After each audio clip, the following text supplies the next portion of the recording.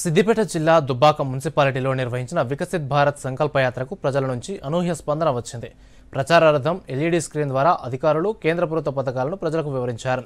ప్రభుత్వం అమలు చేస్తున్న సంక్షేమ పథకాల గురించి వీడియో రూపంలో ప్రదర్శనలు నిర్వహించారు.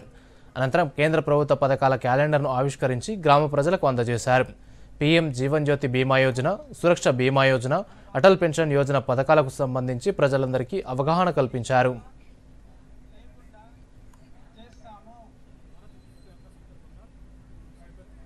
కౌన్సిలర్గా సైబర్ క్రైమ్ సైబర్ ఫ్రాడ్ గురించి తెలియజేస్తున్నాను. గ్రామంలో వెళ్ళి ఇప్పటివరకు నేను ప్రత్యక్షంగా 30కి పైన ప్రోగ్రామ్స్ చేశాను.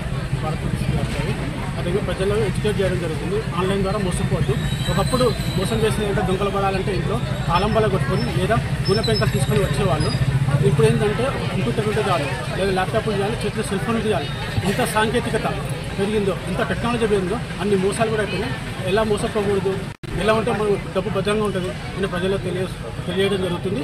అదేవిధంగా మనకు డబ్బులు పోయినట్టు మనకు మెసేజ్ వస్తుంటాయి. అలాంటి టైంలో మనం ఏం చేయాలంటే 1930 సైబర్ ఫ్రాడ్ ఏమైనా జరిగితే 1930కి తెలియజేసి మన అకౌంట్ను ఫ్రీజ్ చేసుకోవచ్చు. ఫ్రీజ్ అంటే అకౌంట్ సబ్మిట్ చేయబడుతుంది.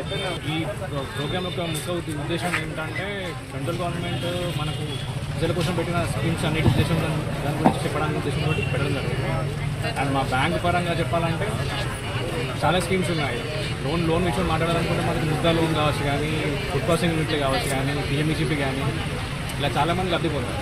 అండ్ ఇన్సూరెన్స్ పరంగా చెప్పాలనుకుంటే ప్రధానమంత్రి జీవన్ జ్యోతి కానీ, ప్రధానమంత్రి సురక్ష బీమా యోజన కానీ, అటల్ పెన్షన్ ఇలాంటి చాలా స్కీమ్స్ ఉన్నాయి. ఇప్పటివరకు చాలామంది చేసుకున్నారు. ఇంకా చాలామంది చేసుకోవాల్సిన వాళ్ళు చాలామంది ఉన్నారు. సాచురేషన్ పాయింట్ రీచ్ అవ్వడం ఈ ప్రోగ్రామ్ యొక్క ముఖ్య ఉద్దేశం అన్నమాట.